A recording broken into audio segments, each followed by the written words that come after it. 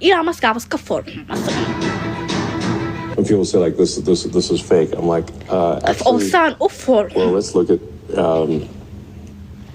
kan muxuu haystaa lacag bis u haystaa baduu fool xun yahay iska fool xun yahay kan waa duq uu dhiman rabaa. I wouldn't worry too much about this one. That albaabkiisa jooga.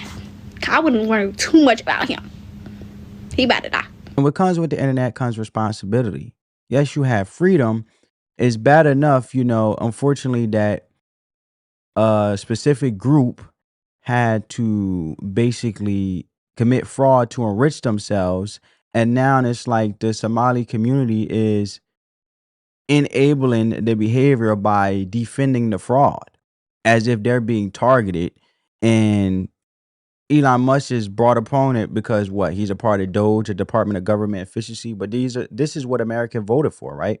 America voted for getting rid of the fraud, waste, and abuse, so their money could go back into American pockets, so we can actually achieve the American dream, let alone also pass down resources to our children, and then be able to pave our own way and not be restricted by the government, because we'll have more money in our pockets, mean more spending power, more vacations, buy a house, whatever you want to do. See, the problem isn't that the cost of living is high. It's just that the dollar hasn't stretched as much or haven't match the rate of inflation. So if you're putting more money in your pockets, then you won't actually feel like there's inflation or the cost of living is so high, because you have money to justify what you can spend however you spend it, investing in yourself, stocks, bonds, assets, education, whatever the case may be, right?